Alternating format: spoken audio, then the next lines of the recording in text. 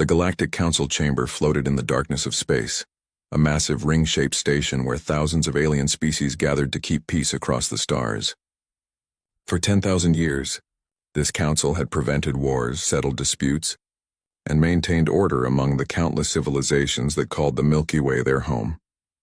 Ambassador Chen Wei stood in the human section of the chamber, a small platform near the back. His hands gripped the railing as he watched the council debate. Around him, representatives from hundreds of worlds discussed the latest crisis. Some looked like giant insects. Others appeared as floating clouds of gas. A few resembled nothing Earth had ever imagined. But none of them were taking the human problem seriously. The Kthresh Empire has destroyed Proxima Station, Chen said, his voice amplified across the chamber. 3,000 human civilians are dead. We demand action. Council Speaker Zarthun, a tall reptilian creature with silver scales, turned one large eye toward Chen. The movement seemed almost lazy, as if looking at a child who had interrupted adult conversation. Ambassador Chen, the council understands your concerns, Zarthun said. His voice carried the weight of centuries. However, humanity must understand its place. You joined our community only 50 years ago. You are a protected junior species. These matters require careful consideration. Chen felt his jaw tighten. Protected junior species. The title sounded nice, but it meant humanity had almost no rights. Earth could not build powerful weapons. Humans could not claim new territories. They could barely defend themselves under the treaties they had signed.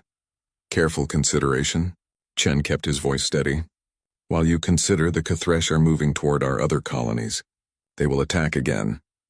Across the chamber, War Master Kreltak rose from the Kthresh section. He stood 3 meters tall, covered in black armor that seemed to absorb light. His species had conquered 40 star systems in the past century. The council had done nothing to stop them. The human whines like a wounded animal, Kreltak said, his voice a deep rumble. Proxima Station was built in disputed territory. We claimed it.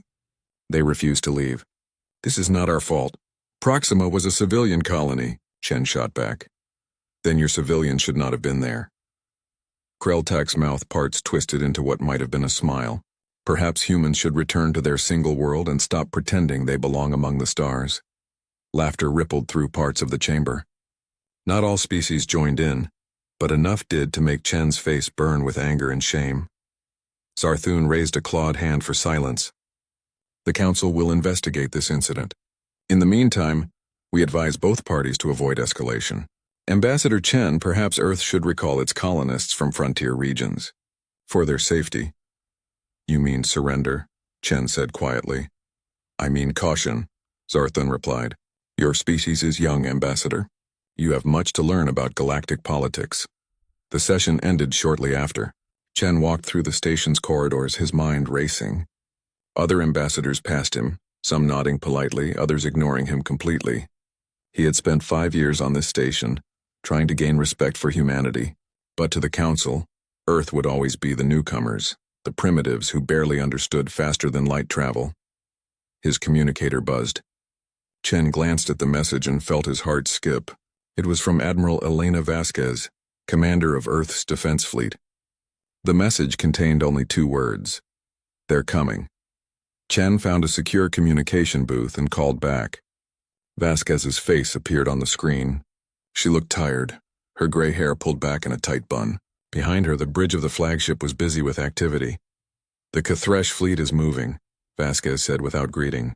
Our long-range sensors picked them up an hour ago. 5,000 ships heading straight for Earth. Chen felt cold. 5,000? We have 50 ships. 48, Vasquez corrected. We lost 2 last week to engine failures. Chen, we cannot fight this force. The Council knows this. The Kthresh know this. They are coming to finish what they started. I will demand an emergency session, Chen said. The Council cannot allow— The Council will do nothing. Vasquez's voice was flat. We both know this. They have watched the Kthresh conquer system after system. They write reports and hold debates and do nothing. We are alone. Chen looked at the Admiral's face on the screen. He had known Elena Vasquez for 15 years. She had been a captain when humanity first joined the Council. She had fought to build Earth's small defense fleet, working within the strict limitations the treaties imposed. She was a fighter, not someone who gave up easily. But now she looked defeated. How long do we have? Chen asked. At their current speed, 6 days until they reach Earth's solar system. Maybe 7 if they slow down to gather their formation. We need to evacuate 10 billion people in 6 days? Vasquez shook her head. Impossible. And where would they go? No council world will take that many refugees. We both know that too. Chen sat down heavily. Then what do we do? Vasquez was quiet for a long moment.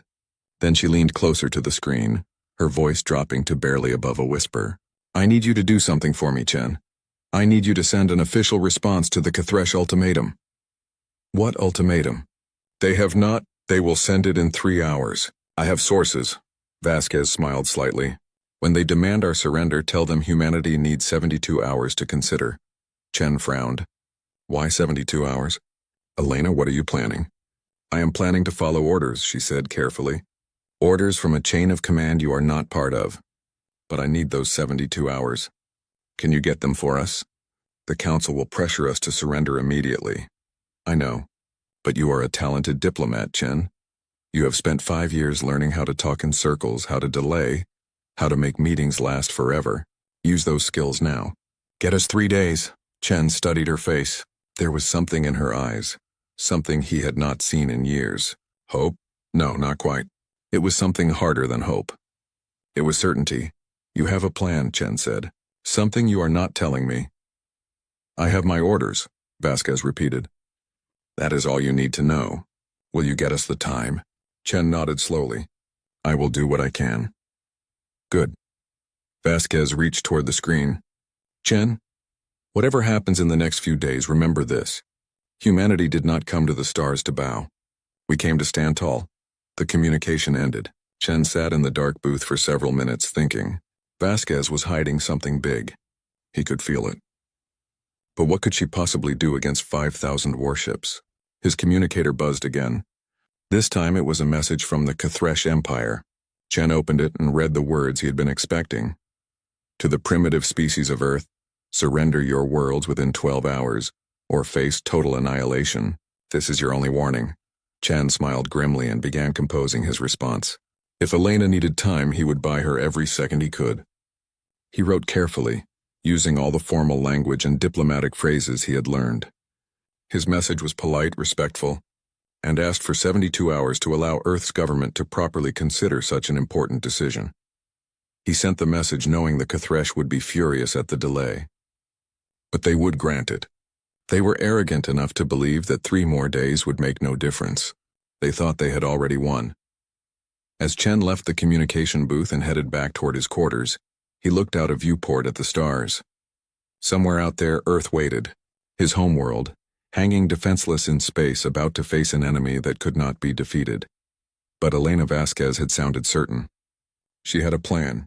Chen just hoped it was enough.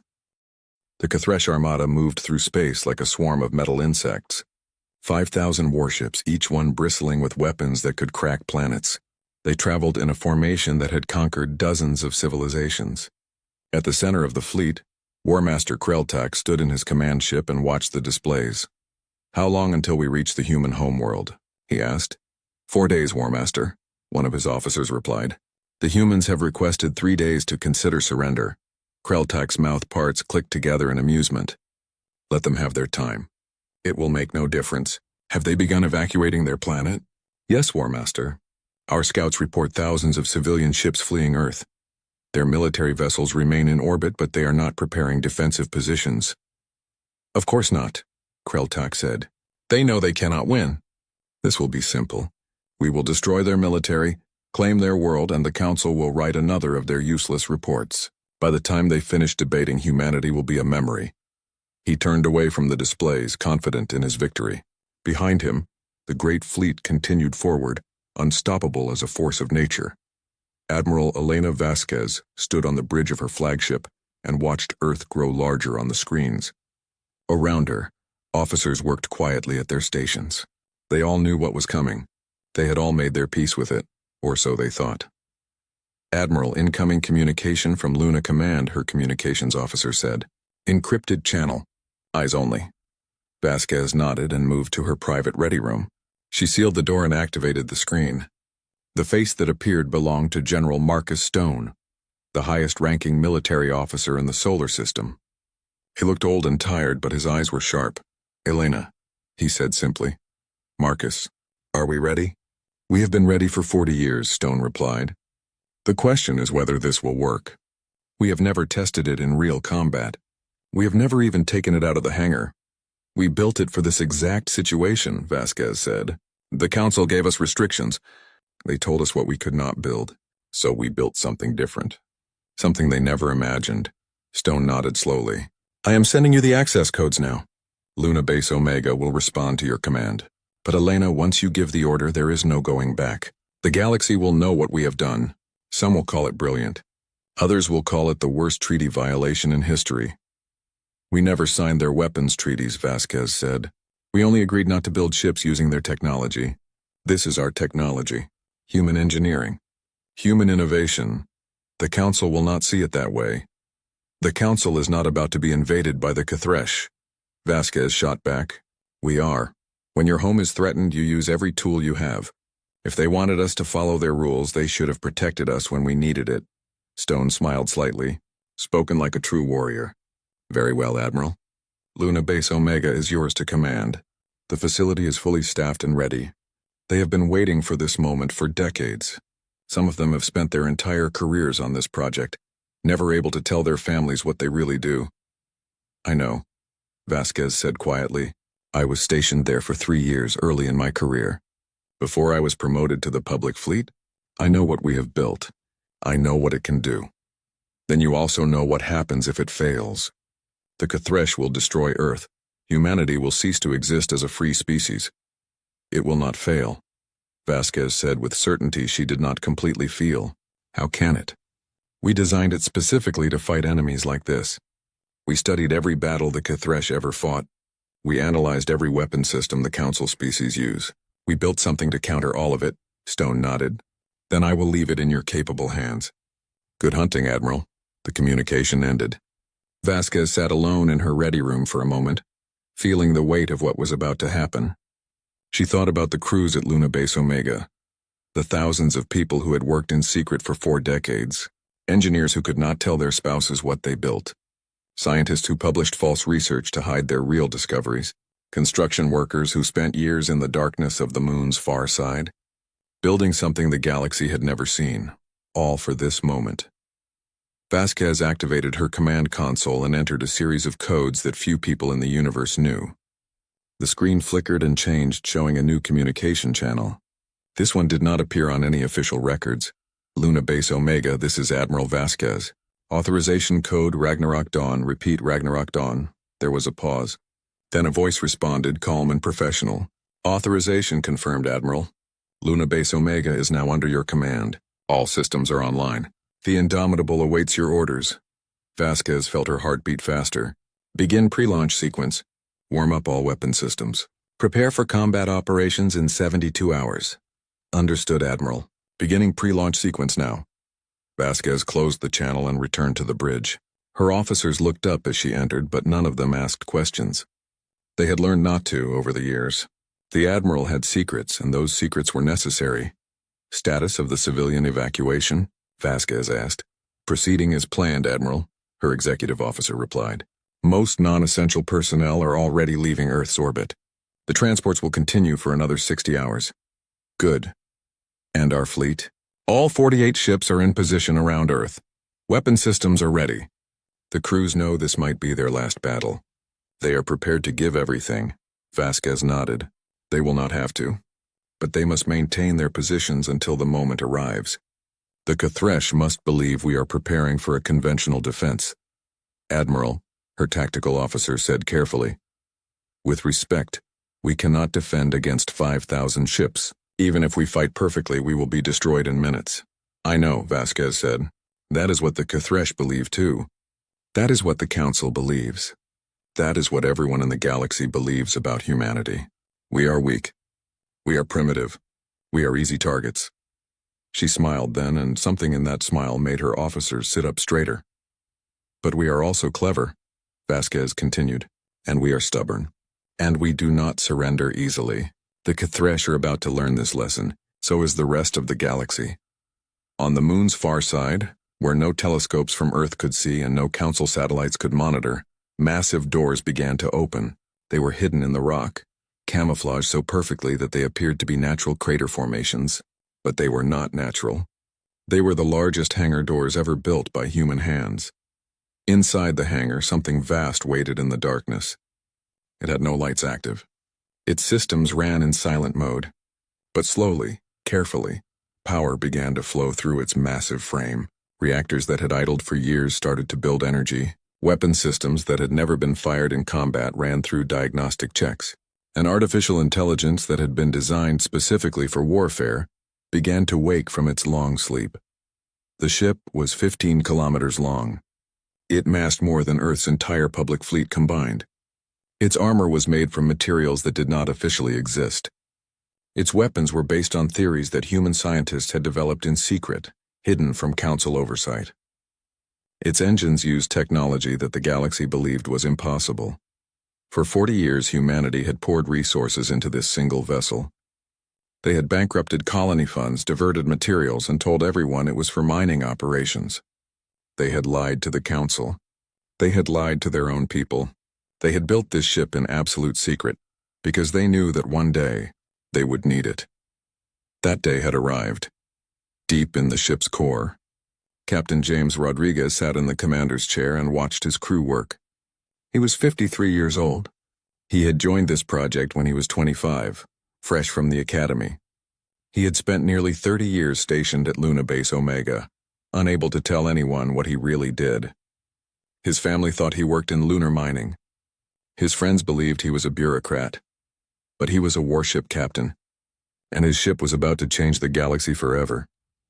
"All stations report ready, Captain," his first officer said. "The Indomitable is prepared for launch." Rodriguez nodded.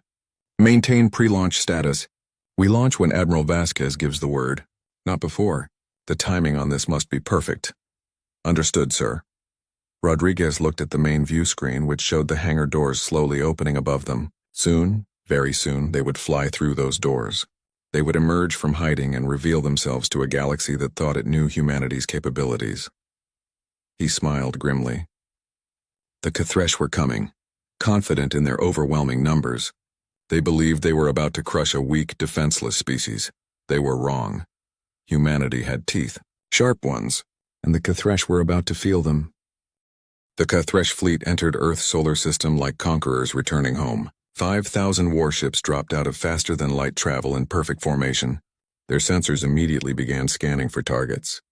Their weapons powered up, ready to rain destruction on the primitive human world. War Master Kreltak stood on his command bridge and looked at the tactical display. Earth floated ahead, a small blue marble surrounded by 48 human warships. Such a tiny force, almost insulting. "The humans have not fled," his tactical officer reported. "Their military vessels remain in defensive positions around their homeworld." "Fools," Kreltak said. "They choose to die with their planet. How noble, how pointless." He turned to his communications officer. "Send them a final message. Tell them they have one last chance to surrender. After that, we begin the assault." The message was transmitted. On Admiral Vasquez's flagship, the communication officer looked up. "Sir, the Cathresh are offering final surrender terms." "Ignore it," Vasquez said calmly. She checked her chronometer. "We have 6 hours until they enter optimal firing range. Are all civilian ships clear of the combat zone?" "Yes, Admiral. The last transport departed 30 minutes ago." "Good." Vasquez activated her secure channel to Luna Base Omega. "Captain Rodriguez, status report." On the far side of the moon, Rodriguez responded immediately. "All systems are green, Admiral. The Indomitable is ready to launch on your command." "Stand by," Vasquez said. She switched to a different channel, this one connecting her to the entire human fleet. "All ships, this is Admiral Vasquez. You have all served with honor. You have protected Earth when the Council would not. In a few hours, the Cathresh will attack. They believe they have already won. They are about to learn otherwise." She paused, choosing her next words carefully. "Some of you know about Project Ragnarok. Most of you do not. That is about to change.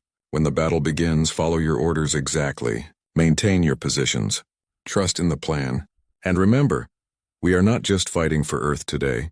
We are showing the entire galaxy what humanity can do." Across the fleet, Captains and crew members looked at each other with confusion and hope. Project Ragnarok? What was that? But they trusted their admiral. If she said there was a plan, then there was a plan. The Cathresh fleet moved forward slowly, savoring their approach. They were in no hurry. The humans had nowhere to run. War Master, we are detecting unusual energy readings from the human moon, a sensor operator reported. Kreltak glanced at the data, probably mining equipment powering down, or perhaps weapons that are overloading. Ignore it. Focus on the military vessels. Yes, War Master. But the energy readings did not stop. They grew stronger and stronger. Deep beneath the lunar surface, massive power conduits channeled energy to the hangar doors. Hydraulic systems that could move mountains groaned to life. The doors, each one 10 kilometers wide, swung open completely, and something emerged from the darkness. At first it looked like a shadow, a dark shape against the already dark surface of the moon. But as it rose into space, lights began to activate along its hull. Running lights traced the outline of something impossibly large, something that should not exist. The Indomitable cleared the lunar hangar and hung in space for a moment. 15 kilometers of human engineering built in secret, hidden from the galaxy for 4 decades. Its armor was angular and aggressive, covered in reactive plating that could deflect energy weapons. Its surface bristled with thousands of weapon ports, each one capable of independent targeting. Its engines glowed with power from zero-point energy cores that pushed the boundaries of physics. It was not beautiful. It was not elegant. It looked like exactly what it was. A warship designed by a species that understood violence, built by engineers who had studied every weakness in galactic military doctrine, and crewed by people who refused to bow. On the Cathresh flagship, alarms began screaming. Every sensor suddenly focused on the moon. The tactical display updated, showing the massive vessel that had appeared. War Master, the tactical officer's voice cracked with shock. We have a contact. Massive contact. It is 15 kilometers long. Energy output is off the scale. How did we miss this? Kreltak stared at the display, his mind struggling to process what he was seeing. That is impossible. We scanned this system. There was nothing there. The humans have no ships of that size. The Council would have known. The treaties. War Master, it is powering weapons. Multiple weapons. I am reading thousands of individual targeting systems. The Indomitable oriented itself toward the Cathresh fleet. On its bridge, Captain Rodriguez sat calmly in his command chair. Around him, his crew worked with the precision of people who had trained for this moment their entire lives. All stations confirm ready status, his weapons officer reported. We have firing solutions on all Cathresh vessels. Hold fire, Rodriguez said. Admiral Vasquez has the command authority. On her flagship, Vasquez watched the Indomitable on her screens. She felt pride swell in her chest. This was humanity's answer to those who called them weak. This was what happened when you pushed humans into a corner and told them they could not defend themselves. Open a channel to the Cathresh fleet, Vasquez ordered. Let me speak to their war master. A moment later, Kreltak's face appeared on her screen. He looked confused and angry, his usual confidence shaken. What is this? Kreltak demanded. What have you done? We have built a ship, Vasquez said simply. One ship. You said humanity was weak. You said we could not defend ourselves. You were wrong. The treaties. You violated... We violated nothing, Vasquez interrupted. We agreed not to build weapons using Council technology. This ship uses human technology. Our designs. Our innovations. We followed the letter of every law. You just assumed we could not develop anything on our own. That was your mistake. Kreltak's eyes narrowed. One ship. You have built one ship. I have 5,000. You cannot defeat us. I am giving you 30 seconds to reverse course and leave this system, Vasquez said calmly. After that, we will demonstrate exactly what this ship can do.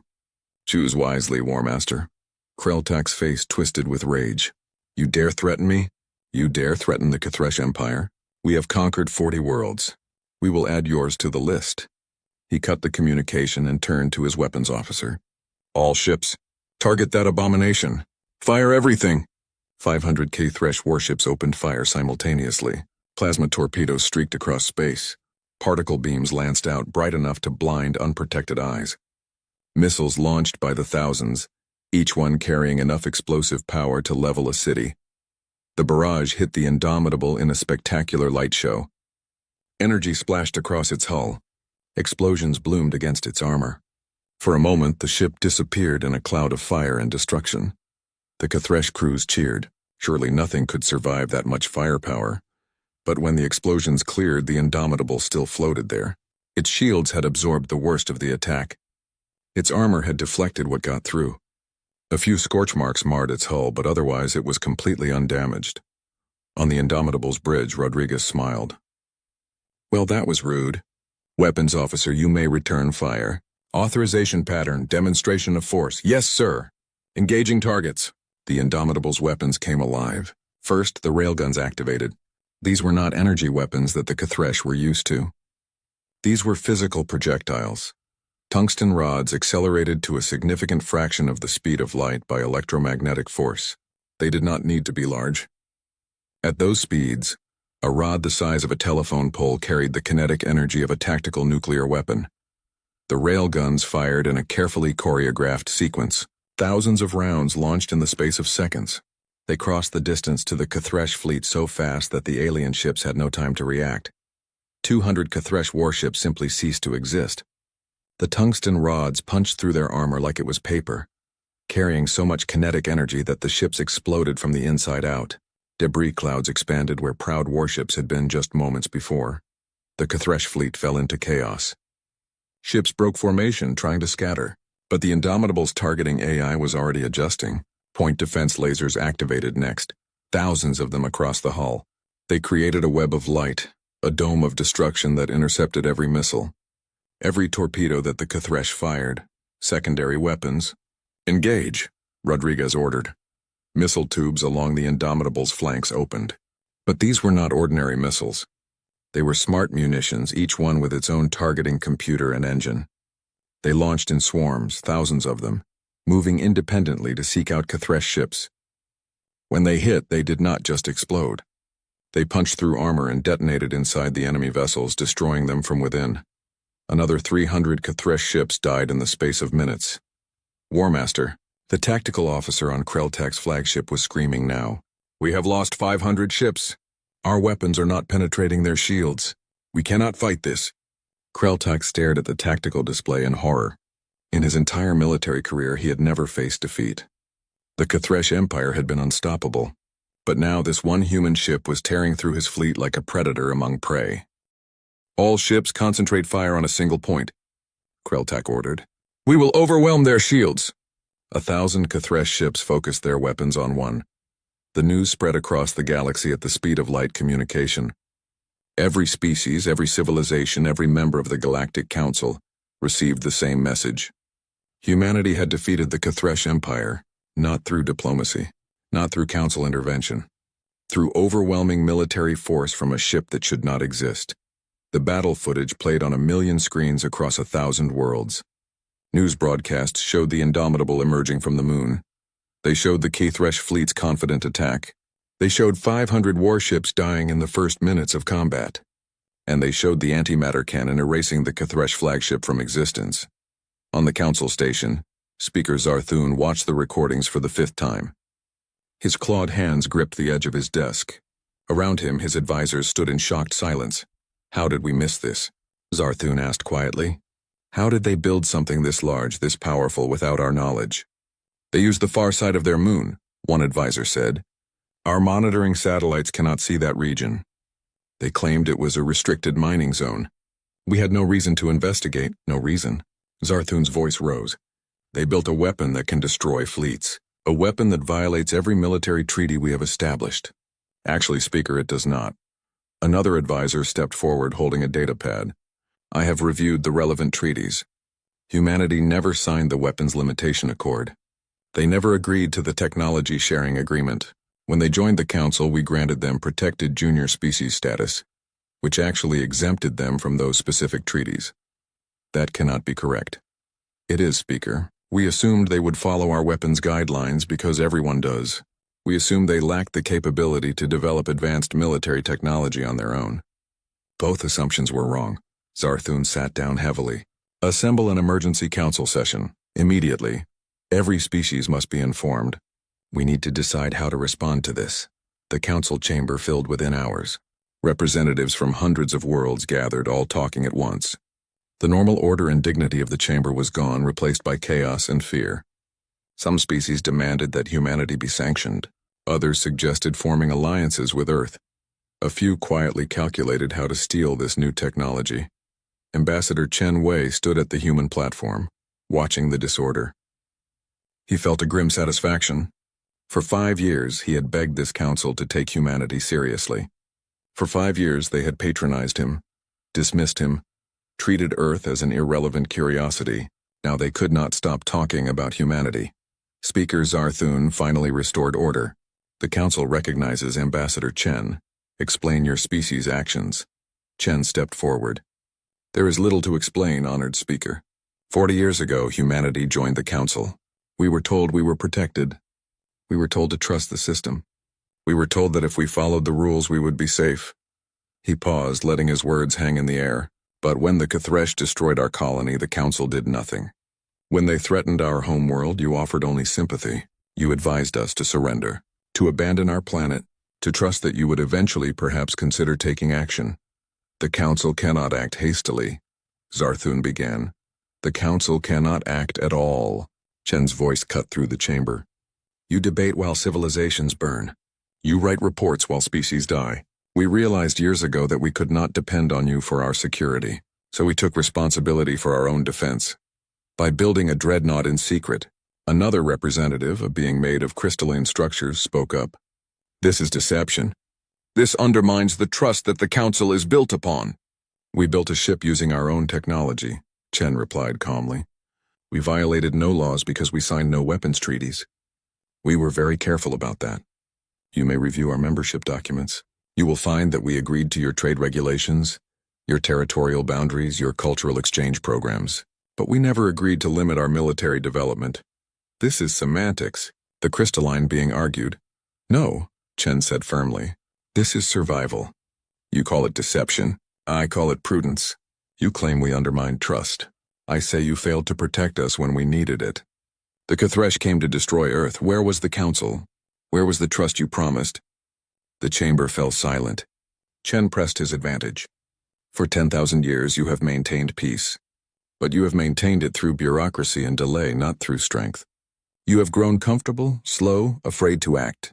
The Cathresh knew this. That is why they have conquered 40 systems while you wrote reports about them. And you stopped them with violence, Zarthun said, with overwhelming force. You destroyed thousands of ships. Millions of Cathresh warriors died. They came to kill 10 billion humans, Chen replied. They chose violence. We simply responded to it. Would you have preferred we die peacefully? Does that fit better with your vision of order? Another representative spoke up. This one from a species that resembled enormous insects. Ambassador Chen, we understand your position. But you must see our concern. This ship of yours, it is more powerful than anything we have seen in centuries. It changes the balance of power in the galaxy.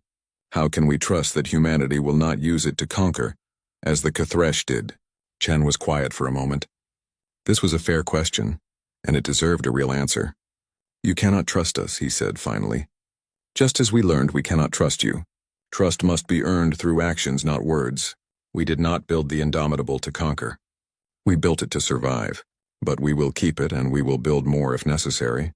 Because we will never again put our fate in the hands of a council that moves too slowly to protect its own members. More? Zarthun's eyes widened. You are building more of these ships? Chen smiled slightly. Did you think we would build only one? The Indomitable has 3 sister ships in various stages of completion. They will be finished within 2 years. We are not hiding this information. In fact, we are being very open about it. We want the galaxy to know that humanity is no longer defenseless. We want every would-be conqueror to think very carefully before threatening human worlds. The chamber erupted in arguments. Some species called for sanctions. Others demanded inspections of human facilities. A few quietly approached Chen about trade agreements and potential alliances. Admiral Vasquez watched the council broadcast from her flagship. Beside her stood Captain Rodriguez, who had taken a shuttle from the Indomitable to join her. They watched as Ambassador Chen defended humanity's actions with calm precision. He is good at this, Rodriguez observed. Better than I would be. I would have told them all to go to hell. That is why Chen is the diplomat and you are the warrior, Vasquez said with a slight smile. He knows how to speak their language. He knows how to turn their own rules against them. Will they sanction us? They cannot. We broke no laws, and now they are afraid of us, which is exactly what we need. Fear commands respect in a way that politeness never does. A communication came through. Admiral, we are receiving requests for information from 17 different species. They want technical specifications on the Indomitable. They want to know about our weapon systems. Some are offering trade deals in exchange for military technology. Deny all requests, Vasquez said. We share nothing. The Indomitable and her sisters remain human secrets. Let them wonder. Let them worry. Yes, Admiral. Rodriguez looked out at the Earth, visible through the flagship's viewport. Do you think this changes things? Really changes them? Yes, Vasquez said. Before today, humanity was a protected junior species. A footnote in galactic history. Now we are a military power. The Council will have to negotiate with us as equals. Other species will seek our friendship or fear our enmity. We have forced our way to the table, James, by building something they could not ignore. The Cathresh survivors will want revenge. Let them want it. Their fleet is shattered. Their war master is dead. It will take them decades to rebuild, and by then we will have 4 dreadnoughts. They will not threaten us again. On the Council station, the emergency session continued for hours. Finally, Zarthun called for a vote. The Council must decide. Do we recognize humanity's actions as legitimate self-defense, or do we classify them as treaty violations requiring sanctions? The vote was close, but in the end, fear won out over principle. No species wanted to make an enemy of the power that had destroyed the Cathresh fleet. The Council officially recognized humanity's right to self-defense, and quietly updated their records to classify Earth as a major military power. Ambassador Chen received the news with satisfaction. He immediately sent a message back to Earth, to the President and the military leadership. It is done. We are no longer junior members. The galaxy will treat us as equals. In the human section of the Council station, a party began. The small human staff celebrated their new status.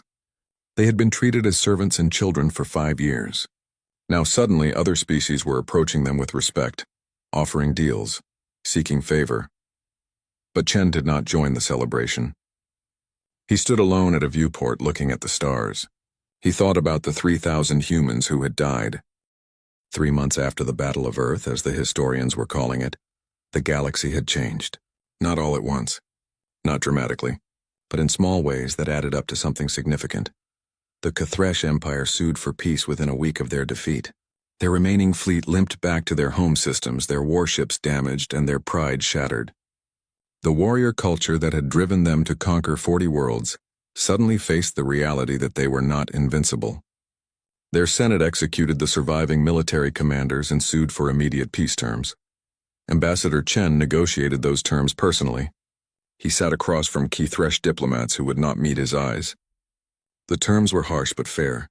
The Cathresh would return all conquered territories from the past decade. They would pay reparations to Proxima Station survivors, and they would never again threaten human space. The Cathresh agreed to everything. They had no choice. The Indomitable remained on active patrol, a constant reminder of what would happen if they broke the peace. But the Cathresh were not the only ones who noticed humanity's new status. Within weeks, 17 species requested formal diplomatic meetings with Earth. Some wanted trade agreements. Others proposed military alliances.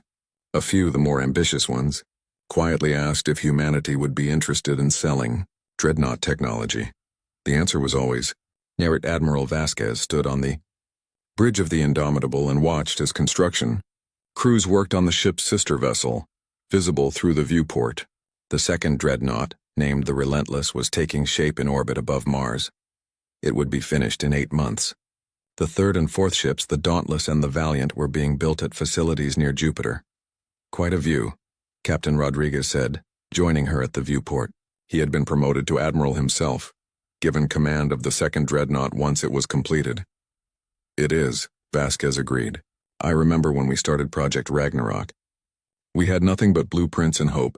Half the Council thought we were primitives who barely understood fusion power. Now they are begging to buy our secrets. Are we selling? Not a chance. The President was clear. Human technology stays human.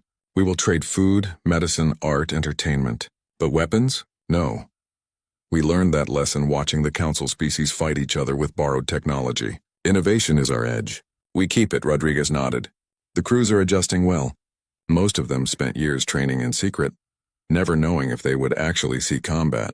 Now they are the most famous military personnel in human history. It is strange for them. Strange for all of us, Vasquez said. 6 months ago I commanded 48 outdated ships and hoped we would never need to fight.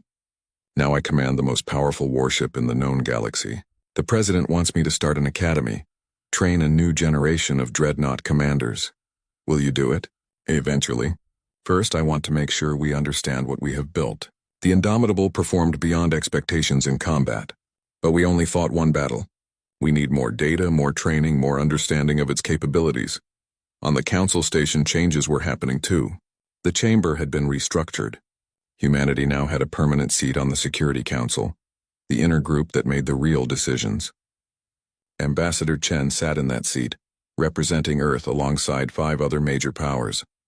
The other Security Council members treated him with cautious respect. None of them had forgotten the footage of the Kthresh fleet being destroyed. None of them wanted their worlds to be the next target of human weapons. Ambassador Chen, we need to discuss the proposal from the Viridian Cluster, Speaker Zarthun said during one session. They are requesting council protection from the Score Raiders. How does humanity vote? Chen reviewed the data on his console. The Viridian Cluster was a group of peaceful agricultural worlds being attacked by pirates. In the past, the council would have debated for months before taking any action. But things had changed. Humanity votes to approve immediate military intervention, Chen said. The Score Raiders are criminals, not soldiers. This should be a simple peacekeeping mission. The other Security Council members looked at each other. One of them, a vapor-based being named Thesix, spoke up. Ambassador, are you volunteering human forces for this mission? No, Chen said. This is exactly the kind of situation where the Council's existing peacekeeping forces should be sufficient. We are not the galaxy's police force. We are one member among many, but we expect the Council to actually act when action is needed. That is why we have reformed this body. It was true. The Security Council reforms had been Chen's first major initiative. The old system, where any member could delay action indefinitely, was gone. Now the Security Council could authorize military action with a simple majority vote. Deployments happened in days instead of months. The galaxy was discovering that an effective council was better than a slow one. Pirates found themselves facing coordinated responses. Aggressive empires learned that expansion would be met with force.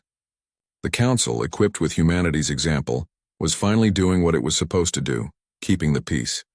But not everyone was happy with the changes. In a dark corner of the galaxy, on a world that did not officially exist, representatives from 12 species met in secret.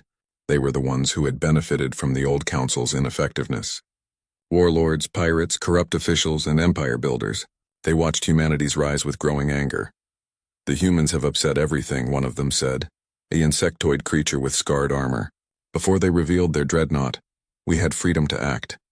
The council was slow and stupid. Now they move quickly. They enforce laws. Trade in illegal goods is becoming impossible. More than that, another speaker said, this one reptilian. Humanity has proven that a species can develop powerful weapons in secret. Other races are trying to copy them. We have intelligence reports of at least 6 species starting their own dreadnought programs.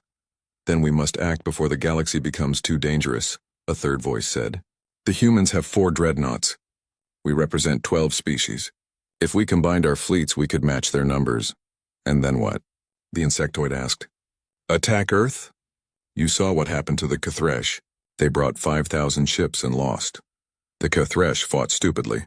They attacked head-on with no strategy. We would be smarter. We would strike the construction facilities. We would destroy the incomplete dreadnoughts before they launch. We would cripple human military production. The group debated for hours. Some wanted immediate action. Others counseled patience. But they all agreed on one thing. Humanity had become a problem that needed to be solved. On Earth, in a secure military facility, President Sarah Martinez reviewed the intelligence reports. Surveillance satellites had detected the secret meeting. Analysts had identified most of the participants. The threat was clear. She called a meeting with Admiral Vasquez, Ambassador Chen, and the Joint Chiefs of Staff. They gathered in the Situation Room, deep beneath the presidential complex. "They are planning something," Martinez said without preamble. 12 species, all with reasons to hate the new order we have created. What are our options? "We could strike first," one of the generals suggested. "Hit their facilities before they are ready. Show them what happens when they threaten Earth." "No," Chen said firmly. "That makes us the aggressors. It makes us the very thing we claimed we were not. Conquerors who use military force to impose our will. We would lose all the political capital we have built." "Chen is right," Vasquez agreed. "But we cannot ignore the threat either. I propose we accelerate the completion of the Relentless and Dauntless.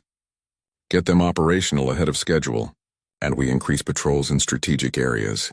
Make it clear that we are watching." Martinez nodded. "What about our intelligence capabilities? Can we infiltrate these groups?" "Already working on it," the intelligence director said. "We have assets in most of their organizations, but these are paranoid species. They use encryption we are still learning to break. Then we adapt," Martinez said. "We always have. That is what humanity does. They think they can threaten us? Fine, let them try. They will learn the same lesson the Kthresh did. We do not start fights, but we finish them." The meeting continued for hours, planning contingencies and responses. But even as they planned, Chen felt a certain satisfaction. Earth was no longer reacting to threats. They were anticipating them. They were thinking strategically. They had become true players in galactic politics. 6 months later, the Relentless launched. Admiral Rodriguez commanded her on her maiden voyage, a patrol of the outer colonies. The ship performed flawlessly, her systems even more refined than the Indomitables based on combat data from the Battle of Earth. Admiral Vasquez, now promoted to Fleet Admiral and commander of all human dreadnoughts, watched the launch from her office on Earth. She had been offered retirement, a chance to rest after decades of service. She had refused. There was too much work to do. Her console chimed with an incoming message. It was from Ambassador Chen, sending his congratulations on the successful launch. But there was a second message attached, marked urgent and classified. The stars were peaceful and had been for 300 years.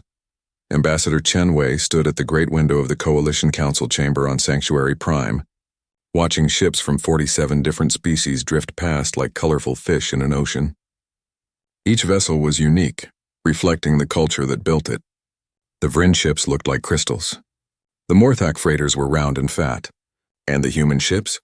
They looked boring, gray rectangles with engines attached. Nothing special. Nothing threatening. That was exactly how humans wanted it. Chen turned from the window as the council session began. He took his seat among the other ambassadors, a small human among giants, insectoids, and beings of pure energy. 3 centuries ago, when humans first reached the stars, they had been afraid of what they might find. Afraid of what others might think of them. They had good reason to be afraid. Earth's history was soaked in blood, but the galaxy had welcomed them. The Galactic Coalition was a union built on trade, culture, and peace. Wars were ancient history for most species. They had evolved beyond violence, they said. They had found better ways. Humans had nodded and smiled and agreed. Yes, they too had evolved beyond violence. They showed the aliens their art, their music, their poetry.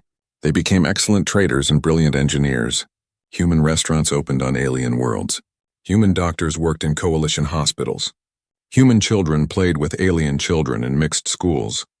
The war age of Earth became a curiosity, something mentioned in history classes. Surely those stories were exaggerated. No species could have fought so many wars and survived. The humans must be embellishing their past to seem more interesting. The galaxy believed the lie because they wanted to, because it was comfortable.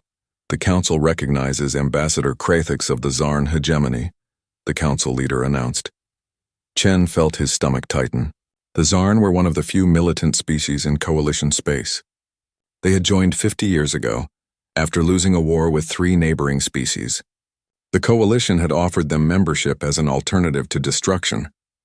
The Zarn had accepted, but they had never really fit in. Warlord Krathix stood, his forearms spreading wide. He was 9 feet tall, covered in armored scales, with teeth designed for tearing meat. His species had evolved as apex predators, and they had never forgotten it. "The hegemony has an announcement," Krathix rumbled. The human colony of New Harvest lies in a strategically important region. It is inefficiently defended. The hegemony will assume protection duties for this world. The humans will pay tribute in agricultural goods. This is our right under the Strong Protector Protocols. Chen was on his feet immediately. New Harvest is a sovereign human world with 2 billion citizens. We don't need or want Zarn protection. Then you need a coalition defense pact, Krathic smiled, showing too many teeth. Do you have one, human? The chamber went quiet. Every ambassador suddenly found something fascinating to look at on their data tablets. Chen felt cold. He knew the answer. Humanity had applied for mutual defense treaties with 17 different species over the past century. All had been declined. Too expensive, they said. Not strategically necessary, they said. Humans are so peaceful they don't need military protection, they said. The coalition does not permit aggression against member species, Chen said carefully. This is not aggression. This is protection. The humans have 30 days to agree to our terms. After that, we will be forced to take enforcement action. Krathic sat down, looking satisfied. Chen called for a vote. Surely the coalition would defend human sovereignty. They had to. The vote was 41 in favor of diplomatic resolution, 4 abstentions and 2 opposed. Not a single species voted to defend humanity with military force. Chen returned to his office and sent an encrypted message to Earth. The reply came back in less than an hour. Just 2 words. We understand.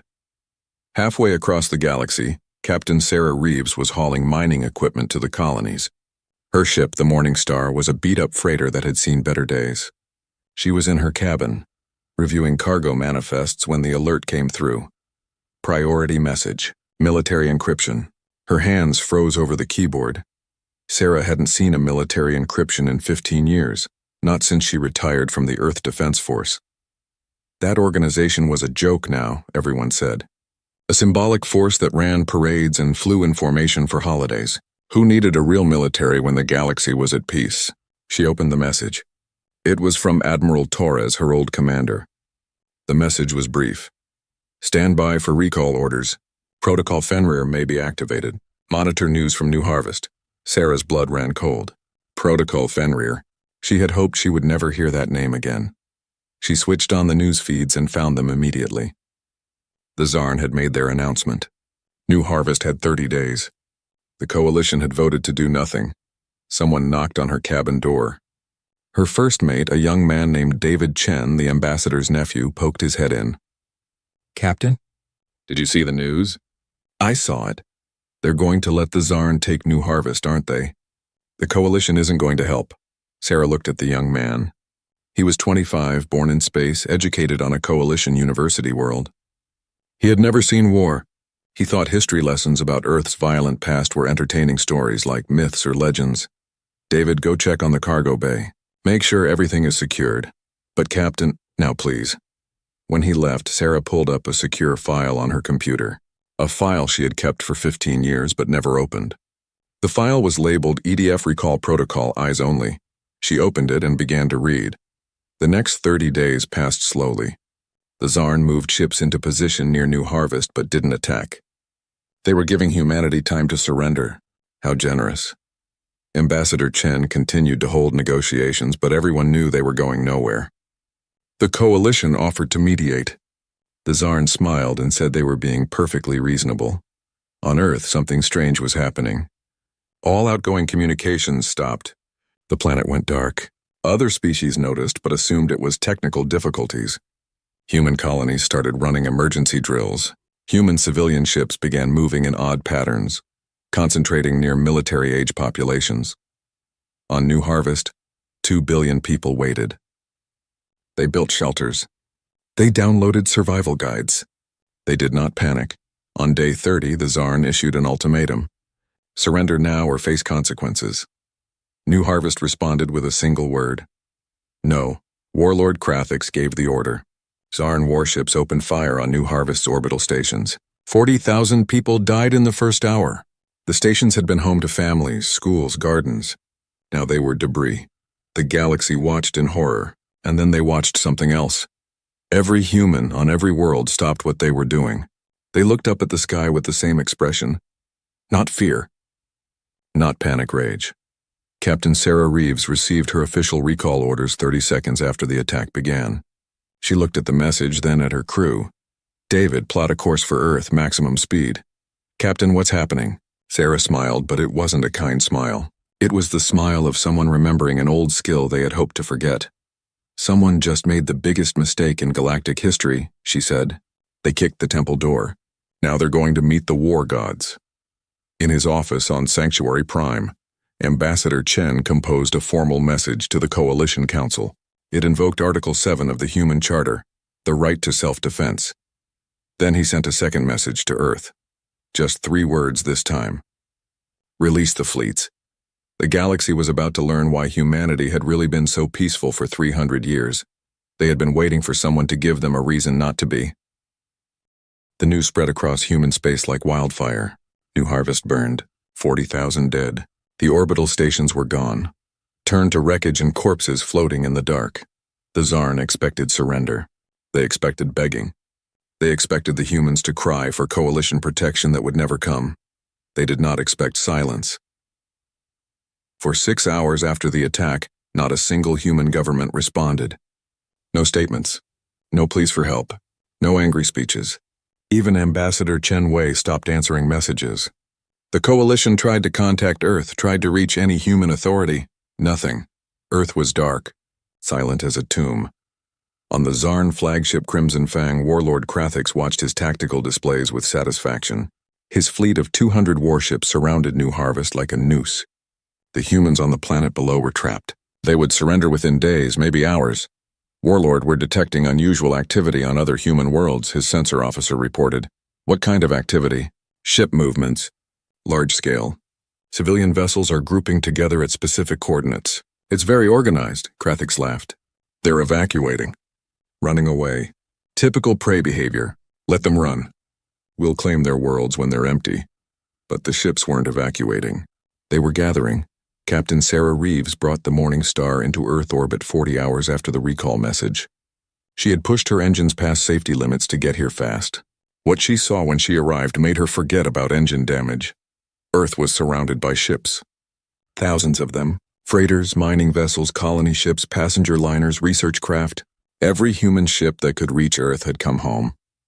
They floated in organized formations, waiting, and among them, rising from the dark side of the planet, were ships that shouldn't exist. Sarah stared at her view screen. Those were warships, real warships, massive, deadly, and absolutely beautiful.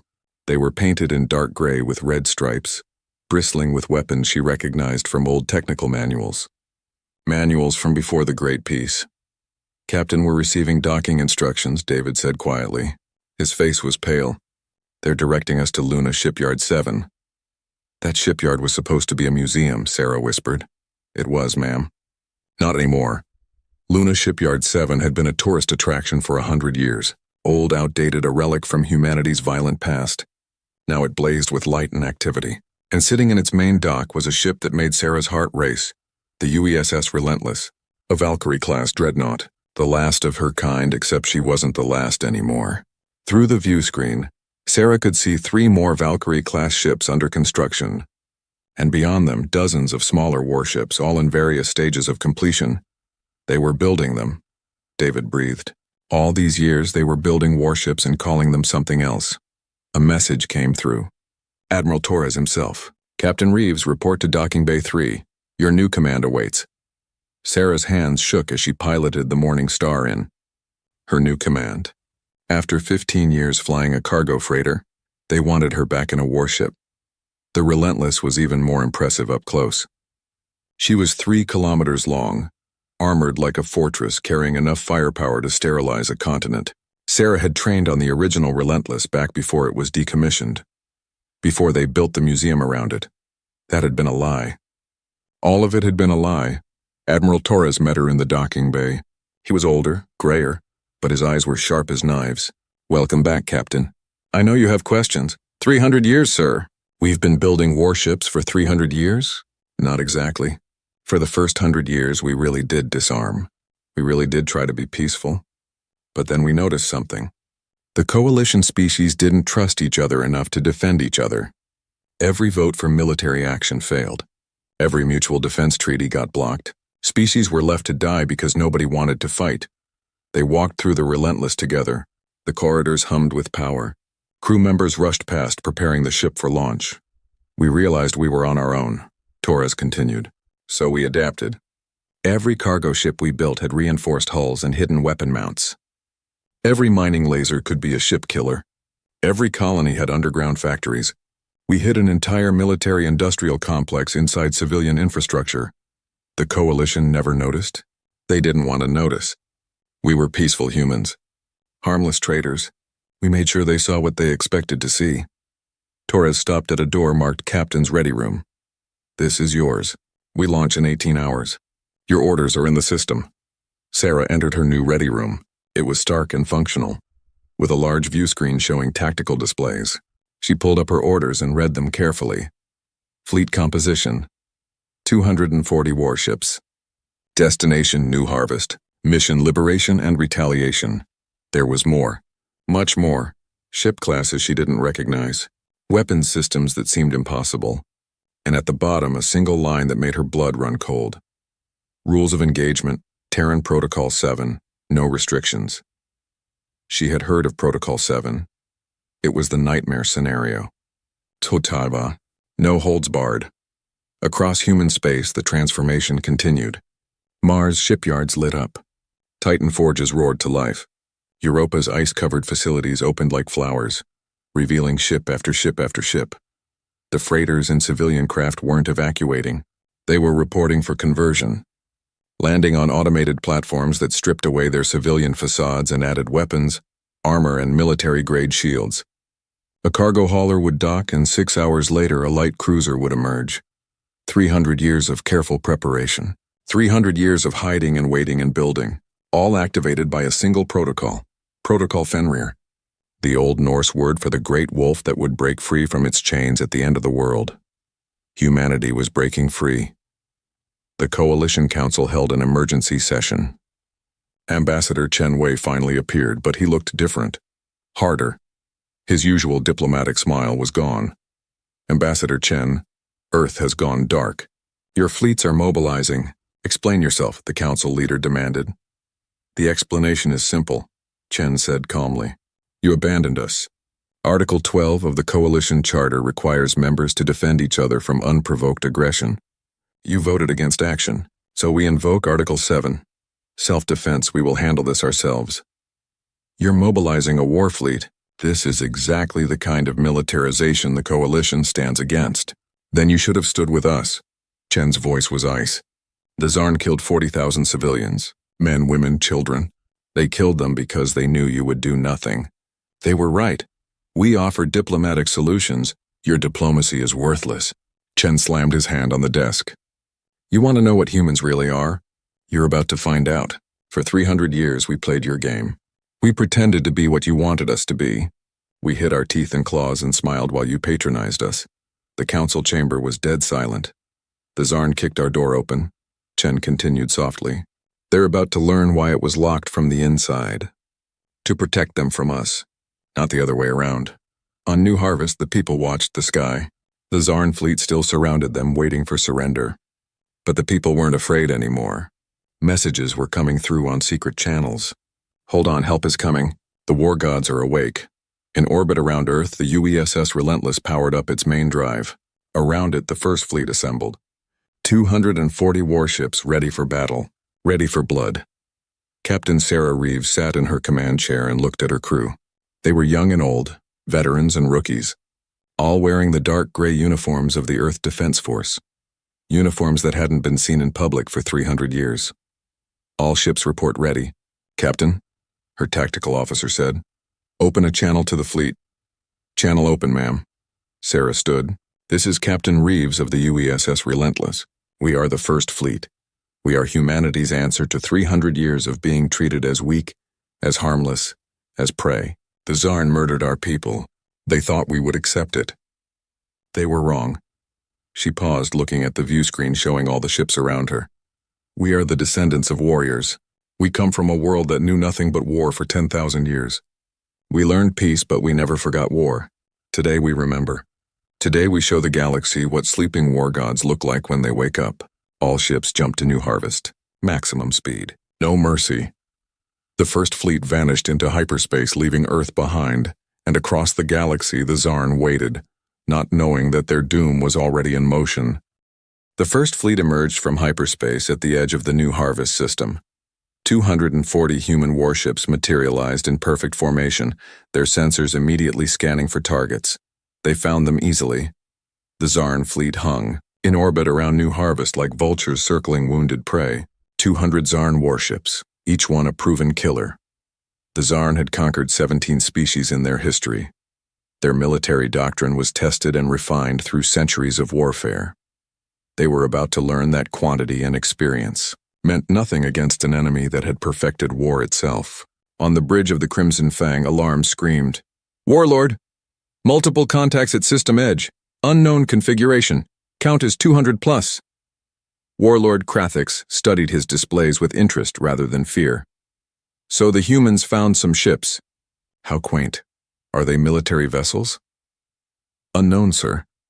Configuration doesn't match any known military design in coalition records. They're just sitting there, not advancing." Krathix laughed. "They're afraid. They came to look brave but can't bring themselves to fight. Pathetic. Open a channel." The view screen flickered. A human female appeared, wearing a dark gray uniform with red trim. She sat in a command chair that looked almost too big for her small frame, but her eyes were cold as space itself. "I am Warlord Krathix of the Zarn hegemony. You are outmatched, human. Surrender your fleet and we will allow you to evacuate New Harvest peacefully." The human tilted her head slightly. "I am Captain Sarah Reeves of the United Earth spaceship Relentless. This is your only chance. Withdraw from New Harvest immediately. Leave this system and never return." Krathix found this hilarious. "Or what, human? You'll glare at us sternly? You're merchants and artists. You don't know war." Sarah's expression didn't change. "You're right about one thing. We're not merchants pretending to be warriors." She leaned forward. "We're warriors who were pretending to be merchants. There's a difference. You have 1 minute to begin your withdrawal." "I tire of this." Krathix made a cutting gesture. "Fire on their flagship, destroy it." The Crimson Fang's main weapons charged and fired. 3 plasma bolts, each one carrying enough energy to vaporize a city, streaked across space toward the Relentless. They struck the Relentless's shields and disappeared. Not absorbed, not deflected. They simply ceased to exist. Their energy bled, away into dimensions that Zarn science didn't know existed. Krathix stared. "What?" "Your minute is up," Sarah said. The channel closed. "All ships, open fire on the human fleet," Krathix roared. The Zarn fleet unleashed hell. Plasma cannons, missile batteries, railguns, 200 warships firing everything they had. The space between the two fleets lit up like a star going supernova. The human shields held. Every ship. All of them. Then the humans returned fire. The Relentless's main gun spoke first. It wasn't a plasma cannon or a railgun. It was something the Zarn had never seen. A beam of pure white light that made space itself scream. It touched the Crimson Fang's shields and punched through them like they were paper. The beam carved through the ship's armored hull, through deck after deck and out the other side. The Crimson Fang broke in half. Warlord Krathix had just enough time to realize he had made a terrible mistake before his command center vaporized. The rest of the human fleet opened fire. Weapons that shouldn't exist tore through Zarn shields and armor. Missiles that could think for themselves hunted down targets with terrifying efficiency. Point defense systems that never missed turned Zarn fighters into debris clouds. But it wasn't just the weapons. It was how the humans used them. The Zarn fought like they always had, with aggression and courage. They charged forward, tried to close to boarding range, attempted every tactic that had won them victories for centuries. The humans fought like demons. They used formations that made no sense until it was too late. They fired from angles that shouldn't be possible. They anticipated every Zarn move before it happened. Because humans had been studying war for 10,000 years. They had texts from Sun Tzu and Clausewitz. They had learned from Napoleon and Patton and 1,000 other generals whose names the galaxy had never heard. While other species had forgotten war, humans had turned it into an art form and then hidden that art behind a smile and a handshake. Captain Sarah Reeves watched her tactical display with cold satisfaction. Target their command ships first. I want their fleet coordination disrupted within 5 minutes. Yes, ma'am. Enemy flagship is destroyed, designating new priority targets. The battle, if it could be called that, lasted 4 hours. The Zarn fought bravely. They died bravely. But bravery meant nothing against an enemy that had weaponized physics itself. The humans introduced concepts the galaxy had never considered. Cyber warfare that turned Zarn computers against their own crews. Psychological warfare that made Zarn commanders second-guess every decision. Kinetic kill vehicles that were just chunks of metal moving at relativistic speeds. Too simple to jam or shoot down. Too fast to dodge. And when a Zarn cruiser tried to kamikaze into the Relentless, the human ship's AI defense grid shot it down, with such precision that it was reduced to atoms before it got within 10 kilometers. When it was over, 120 Zarn ships were destroyed. The remaining 80 were crippled, their weapons offline, their engines dead. The human fleet had suffered 0 casualties and minimal shield damage. 0 casualties. The galaxy watched the battle through news drones and trembled. On Sanctuary Prime, the Coalition Council gathered in emergency session. The footage played over and over. Zarn ships exploding. Human weapons that seemed to bend physics. An entire military fleet destroyed in hours by an enemy everyone thought was harmless. How? The council leader's voice shook. How did they hide this? A coalition intelligence officer stood to speak. Her name was Tavara, a Vryn whose species prided itself on information gathering. She looked sick. We ran a deep analysis of the last 300 years of human activity. Cross-referencing ship manifests, resource allocations, power consumption records, everything. She pulled up a holographic display. The humans never stopped preparing for war. They just hid it brilliantly. The display showed human cargo ships. These vessels we thought were simple freighters have reinforced hulls rated for military combat. Their cargo containers can be ejected as missile platforms. Every single human civilian ship can be converted to military use in less than 6 hours. Another image. Human mining colonies on asteroids. We thought they were extracting resources for trade. They were. But they were also building ship components in underground facilities we never detected. Every human colony has hidden factories. Their education system, Tavara continued. We thought their obsession with history was cultural. It wasn't. Every human child learns military tactics as part of their basic education. They call it strategy games and historical recreation. They're teaching warfare to kindergartners and calling it play. The council sat in horrified silence. There's more, Tavara said quietly. Their technology. We thought humans were good engineers. We had no idea how good. Those shields that stopped the Zarn weapons? They're based on principles we're still trying to understand. That white light weapon that cut through the Crimson Fang? It's a focused gravity beam. They've weaponized gravity. But our scientists said that was impossible. Human scientists clearly disagreed. Tavara closed the display. We've been thinking about this wrong. Humans didn't hide a military behind their civilian society. They built a civilian society that was a military. Every farmer knows how to operate anti-aircraft guns. Every teacher can read tactical displays. Every musician can field strip a rifle. They're all soldiers, every single one of them. They just forgot for 300 years. Until the Zarn reminded them, someone whispered. Back at New Harvest, the human fleet took up position around the planet. Rescue ships descended to help the wounded and repair the damaged stations. Medical teams worked around the clock. Captain Sarah Reeves contacted the Zarn survivors. The acting Zarn commander was a young officer who had never expected to take command. This is Captain Reeves. Your fleet is destroyed.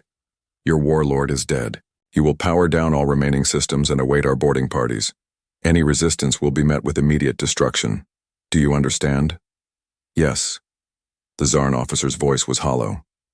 I understand. But I must ask, why?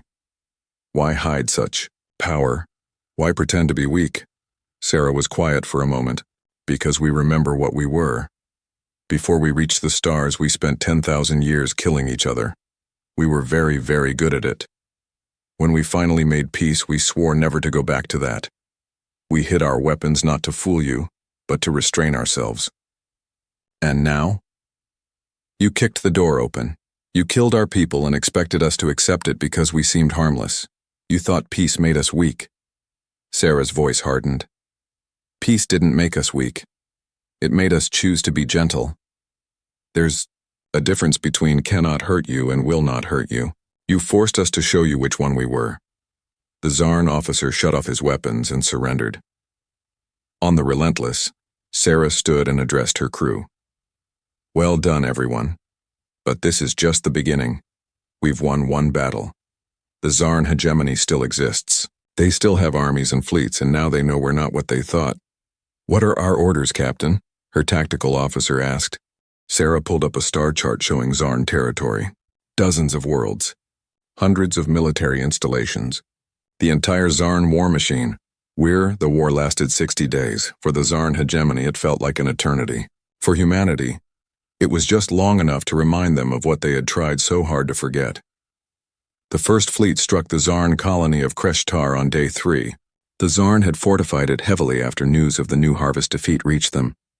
They had triple-layered shields, planetary defense guns, and orbital minefields. It should have taken months to crack. The humans did it in 6 hours.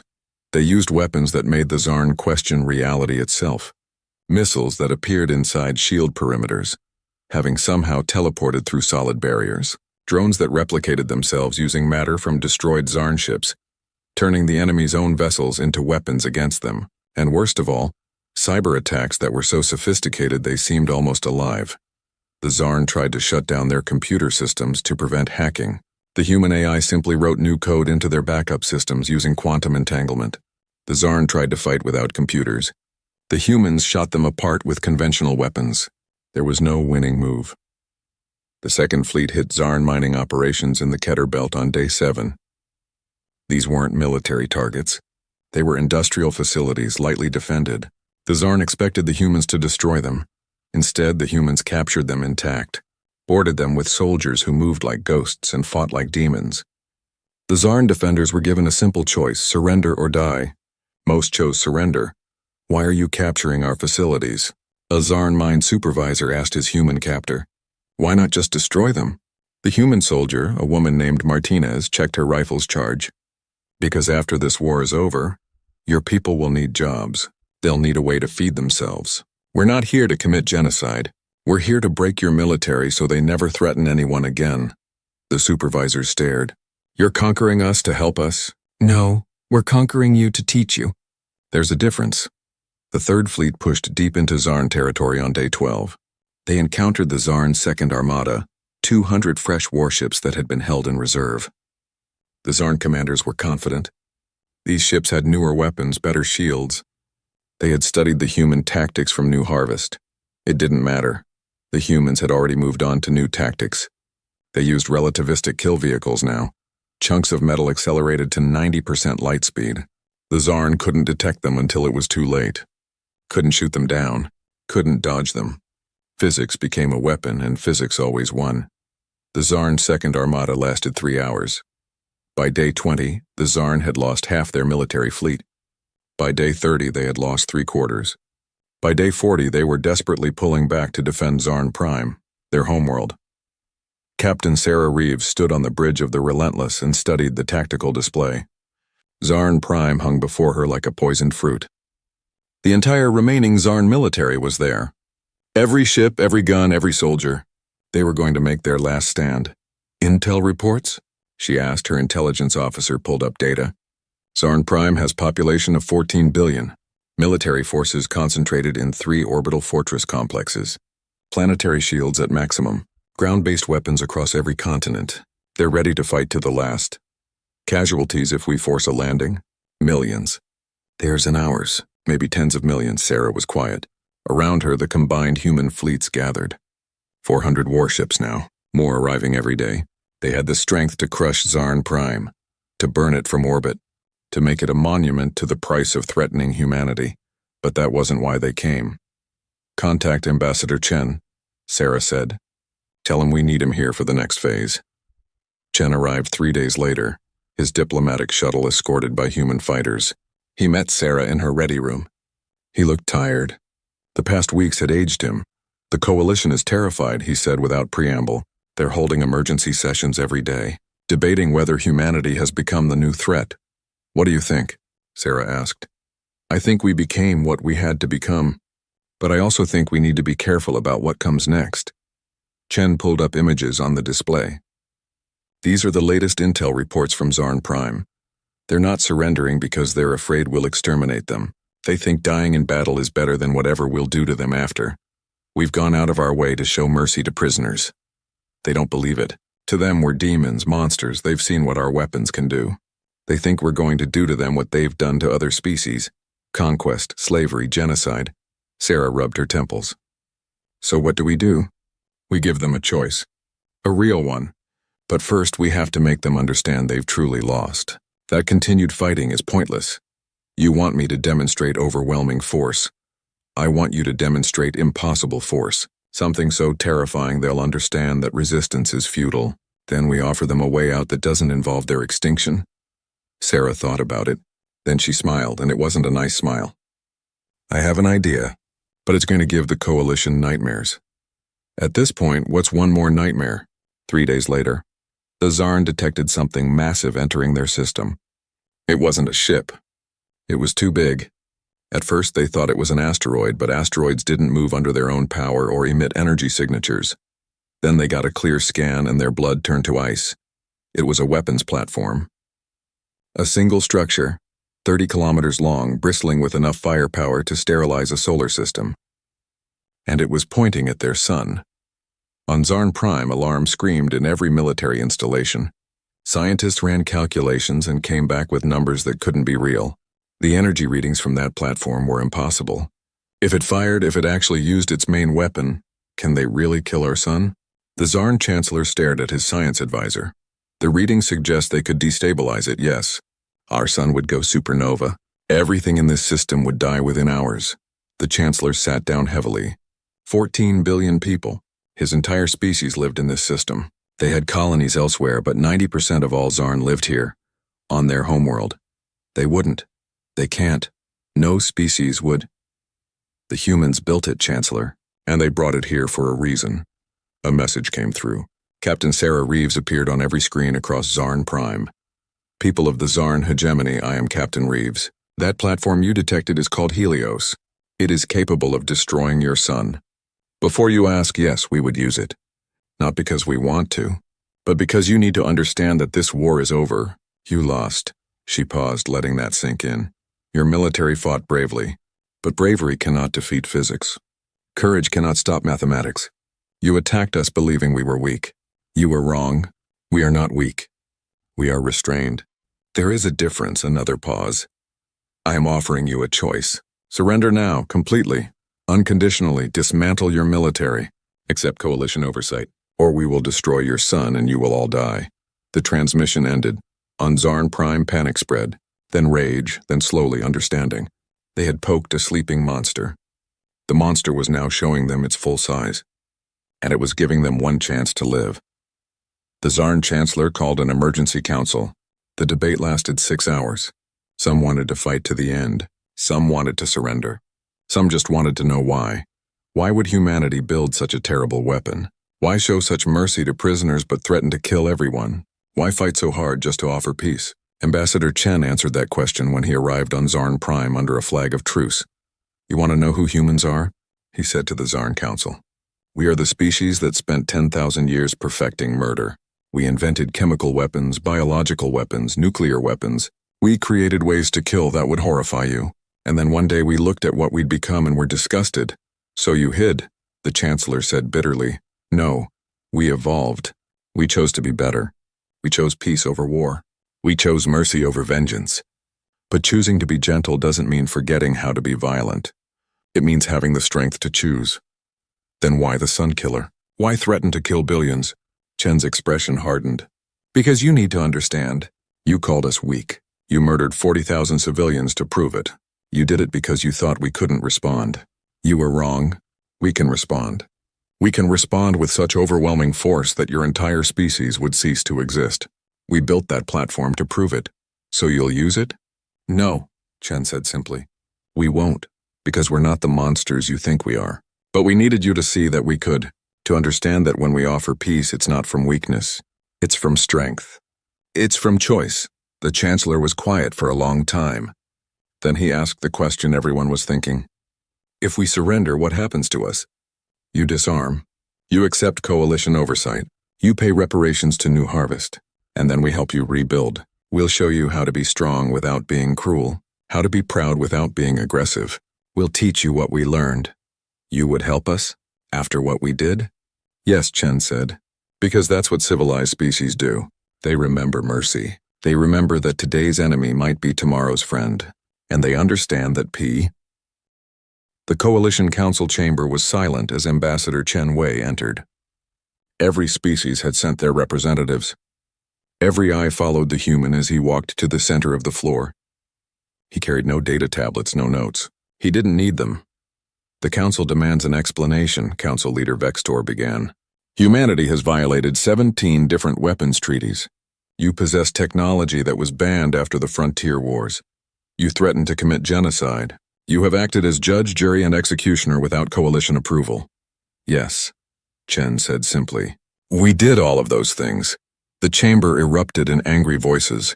Chen waited for them to quiet down. We did those things because you left us no choice. Article 12 of the Coalition Charter requires mutual defense. When the Zarn attacked New Harvest, we invoked that article. You voted it down. 41 species voted to do nothing while humans died. You abandoned us. We offered diplomatic solutions. You offered words, Chen cut him off. The Zarn offered violence. Words don't stop violence. Only greater violence stops violence. You all know this. Your species learned it in your own histories. But you forgot. You built a civilization on the assumption that everyone would choose peace. And that is wrong? Vextor demanded. No, that is naive. You built a house with no locks and wondered why thieves came. Chen pulled up a holographic display. We ran an analysis. In the past 300 years, 14 coalition species have been attacked by outside forces. Every single time, the coalition voted for diplomatic solutions. Every single time those solutions failed, 8 of those species no longer exist. The chamber went quiet.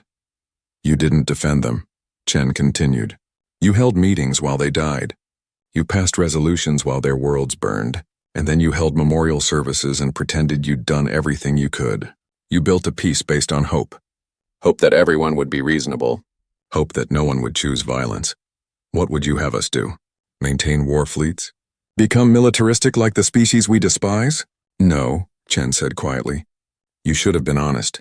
You should have admitted that peace requires strength to defend it. Instead, you created a society where being strong was seen as barbaric, where preparing for war was treated as warmongering.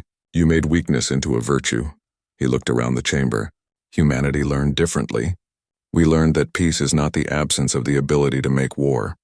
Peace is the choice not to make war when you can. You can't choose peace if you're not capable of choosing war. And now you want to lecture us on morality? A Vrin ambassador stood. You threatened to kill 14 billion people. You built weapons that violate everything civilization stands for. Yes, we did. Chen's voice hardened. We built those weapons and then didn't use them. We had the power to commit genocide and chose not to. The Zarn surrendered because they understood we could destroy them, but would show mercy instead. That is strength. That is civilization. Not your pretend peace where everyone is safe only because no one threatens them. You could have destroyed us all. Someone whispered. We still could, Chen said bluntly. The Helios platform is one of 7. We have weapons you haven't seen yet. Weapons we pray we never have to use. We've spent 300 years building them while you've spent 300 years forgetting that evil exists. Vextor stood slowly. So what do you want, Ambassador? What is humanity's demand? Chen was quiet for a moment. Then he pulled up a new document. Humanity formally withdraws from the coalition. Effective immediately. We will no longer be subject to your rules, your treaties, or your naive belief that talking is the same as acting. The chamber erupted again. Species shouted over each other. Some demanded humanity be sanctioned. Some looked relieved. Some looked terrified. However, Chen's voice cut through the noise. We propose a new arrangement. Humanity will become a protectorate force for coalition space. Independent, autonomous, not bound by your voting procedures or your endless debates. What does that mean? Vextor asked carefully. It means when a coalition species is attacked, humanity will respond. Not after 3 weeks of debate. Not after committees study the issue. Immediately. We will defend coalition species from aggression, piracy, and violence. And in return, nothing. This is not a transaction. This is a responsibility. We have the strength to defend others, so we will. But we will do it on our terms. A small ambassador from a species called the Miri stood up. They were a peaceful, rabbit-like species who had nearly been wiped out by pirates 15 years ago. The coalition had eventually stopped the pirates, but not before millions of Miri died. Why? The Miri ambassador asked. Why would you protect us for nothing? What do you gain? Chen smiled sadly. Do you know what humans call the period before we reach the stars? The War Age. 10,000 years of killing each other. Every human alive today carries the genetic memory of that horror. We know what unchecked violence looks like. We know what it's like to be helpless while others suffer. We don't want anyone else to experience that. But you could rule us, someone said. With your weapons, you could conquer the entire coalition. We could, Chen agreed. And that's exactly why we won't. Power without restraint is tyranny.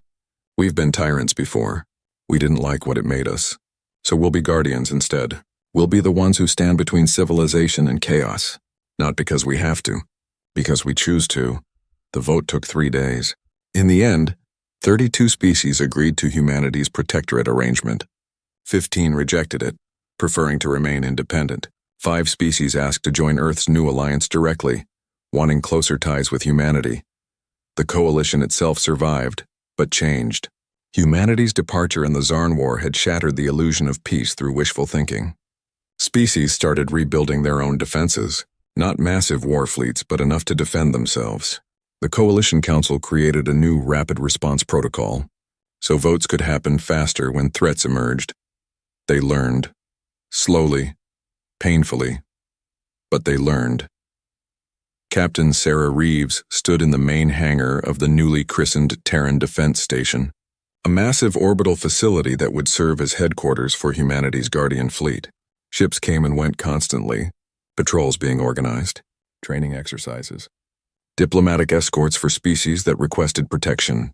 Captain Reeves, a young officer, approached. I have a question, ma'am. Go ahead. Are we really going to do this forever? Be the galaxy's police force? We have our own worlds to protect, our own people to think about. Sarah looked out at the stars. Humanity spent 10,000 years learning how to kill. We got very good at it. Then we spent 300 years trying to forget, the Zarn reminded us. But here's the thing, we can't forget again. That knowledge is part of us now, so we have 2 choices. Use it for ourselves or use it for others. And we chose others. We chose to give our violent nature a purpose. To make our capacity for war into a shield instead of a sword. Does that make sense? The young officer thought about it. So we're like guardian dogs? Dangerous but protecting the flock. Something like that. Though I prefer to think of us as guardians who remember what the wolves look like because we used to be wolves ourselves. 10 years passed. In that decade, humanity intervened in 43 conflicts. Some were small, pirate raids, border disputes. Some were large, attempted invasions, civil wars. In every case, humanity responded fast and decisively. And in every case, they showed mercy when victory was achieved. The galaxy learned to respect the human fleets that patrolled the space lanes. The dark gray ships with red stripes became symbols of protection. When they arrived, the weak felt safe and the aggressive retreated. The Zarn themselves rebuilt under human oversight. It was humiliating at first, but the humans were fair. They helped rebuild destroyed infrastructure. They showed Zarn engineers new technologies. They trained Zarn diplomats in negotiation instead of domination. 20 years after the war, a Zarn delegation requested to join the Terran Defense Concordat. They wanted to help protect the galaxy. To prove they had changed, humanity accepted them. Ambassador Chen Wei retired at age 70. His final act was to give a speech at the Coalition Council's memorial service for the 40,000 who died at New Harvest. My people have a saying, he told the assembled species. Si vis pacem para bellum. If you want peace, prepare for war. For 300 years, you thought that was barbaric. You thought civilization meant forgetting how to fight. You were wrong. Civilization is not the absence of violence. It's the mastery of violence. It's having the strength to destroy and choosing to protect instead. It's knowing you could conquer and choosing to defend. That is what humanity learned. That is what we hope to teach. He looked at the memorial wall with its 40,000 names. These people died because the galaxy forgot that evil exists. That some will always choose violence. They died so the rest of us could remember. Let's make sure we never forget again. Captain Sarah Reeves, now Grand Admiral of the Terran Defense Concordat, stood on the bridge of the new UESS Relentless II. She was 60 years old now, gray-haired and carrying the weight of 2 decades of Guardian duty. Her comm officer called out, "Admiral, we're receiving a distress call from the Belkran sector. Unknown raiders attacking a civilian convoy. Distance? 6 hours at maximum speed."